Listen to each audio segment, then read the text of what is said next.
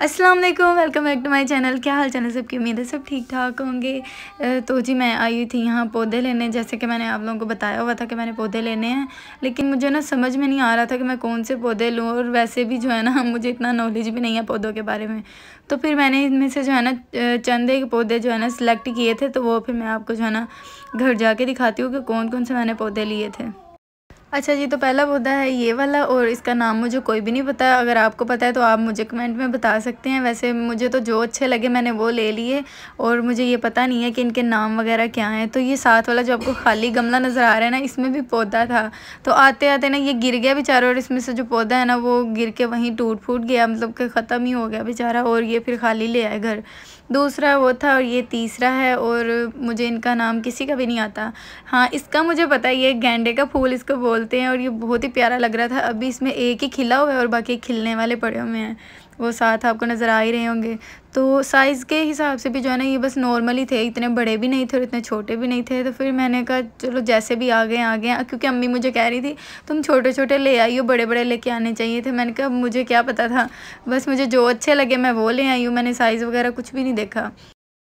ये मीठे चावल आए थे, मेरी कज़न है ना उसकी जेठानी के घर में बेटा हुआ था, माशाल्लाह से अल्लाह ताला ने उनको बेटे से नवाजा। तो इस खुशी में जो है ना उन्होंने मीठे चावल बनाए थे, तो वो भेजे हमारी तरफ।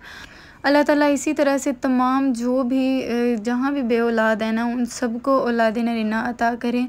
और जो बेटी के ख्वाहिशमंद है अल्लाह ताला उनको भी जो है ना बेटी अता करे, जो बेटे के ख्वाहिशमंद है उनको बेटा, और अल्लाह ताला किसी को भी बे औलाद ना रहने दे, बस आमीन। तो यहाँ जी मॉर्निंग का टाइम हो गया था, ये नेक्स्ट डे का है, मतलब कि आज के दिन का ही जो व्लॉग है। तो फिर सुबह उठकर मैंने सबसे पहले सफाइयाँ वगैरह की, क्योंकि संडे का दिन था। तो फिर बहनें मेरी जो है ना वो आती जाती रहती हैं, तो फिर इस वजह से मैंने सोचा कि वो आ जाएंगी तो मैं पहले ही काम वगैरह कर लूँ। तो फिर नाश्ते में मैंने जो है ना अंडा बॉईल करके खाया था।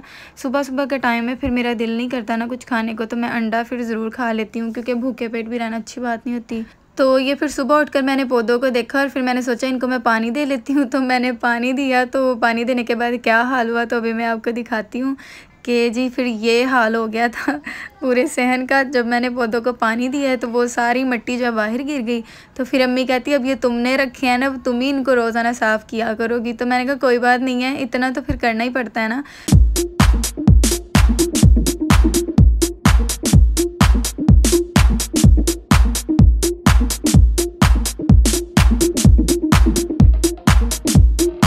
यहाँ मैं अम्मी के लिए चाय बना रही थी, क्योंकि फिर हमने बाज़ार जाना था। तो मैंने सोचा बहनों के आने से पहले पहले जो है ना मैं फिर शॉपिंग कर आती हूँ।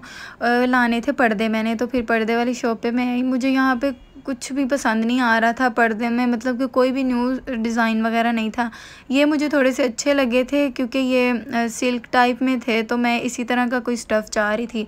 फिर मैंने जो है ना अपनी बहन को कॉल की, बड़ी बहन को, तो मैंने उनसे पूछा कि आप मुझे कुछ एडवाइस कर दें कि किस टाइप के पर्दे लेने चाहिए, क्योंकि आजकल जो है ना बहुत ज़्यादा वो चल रहा है, पैराशूट वाले पर्दे हैं, कुछ इस तरह करके है स्टफ़। तो फाइनली फिर जो है ना इस शॉप से मैंने पर्दे वगैरह ले लिए। तो फिर लेने भी ज़्यादा थे एक जैसे, तो वो मिल भी नहीं रहे थे, कह रहे थे ज़्यादा पीस आपको मुश्किल से मिलेंगे एक तरह के। तो वो फिर मुझे फाइनली मिल गए थे, तो वो मैं ले आई। तो मैक्रोनी जो है ना फिर भाई शौक से खाते हैं, तो उनके लिए मैक्रोनी का सामान मैं ले आई थी। मैंने कहा उन्होंने आना है तो फिर मैं बना के रख दूँगी मैक्रोनी। तो यहाँ मैंने चिकन को ना सिरका और नमक में डिप करके रख दिया था, ताकि जो भी ब्लड वगैरह ना वो अच्छी तरह से निकल जाए चिकन में से।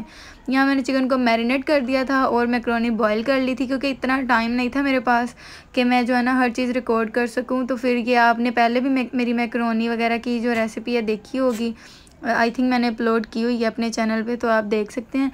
तो वो फिर इसी तरह से मैं बना रही थी सीधा सीधा, मतलब मैंने मसाले वगैरह इसको लगा के रख दिए। तो ऑयल में इसको मैं फ्राई कर लूँगी चिकन को अच्छी तरह से, ताकि इसमें जो लहसुन अदरक मैंने डाला है ना, और नॉर्मल घर के मसाले बाकी सारे डाले हुए हैं कुछ, तो वो अच्छी तरह से पक जाए, और इसमें से जो है ना कोई भी चिकन की स्मेल या फिर लहसुन अदरक की स्मेल ना आए।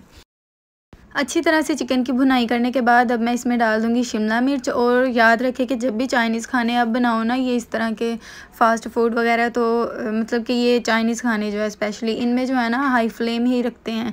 तो हाई फ्लेम पे ये बनते हैं, क्योंकि इसमें हर चीज़ को प्रॉपर कुक नहीं करना होता सिवाय चिकन के।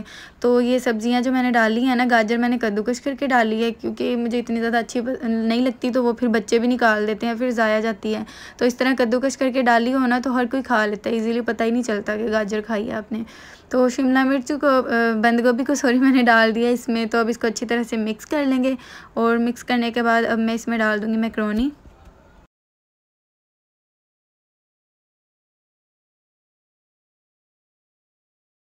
मैक्रोनी को तब तक आपने मिक्स करना है बस जब तक मसाले जो अच्छी तरह से इसमें कोट ना हो जाएं, और इसको लो फ्लेम पे बिल्कुल फिर थोड़ा सा आपने बनाना है, बना के फिर ये कंप्लीट मैक्रोनी बन गई थी। डिश आउट नहीं मैंने की क्योंकि उन्होंने भी आना था, तो इसी तरह से बना के मैंने रख दी थी।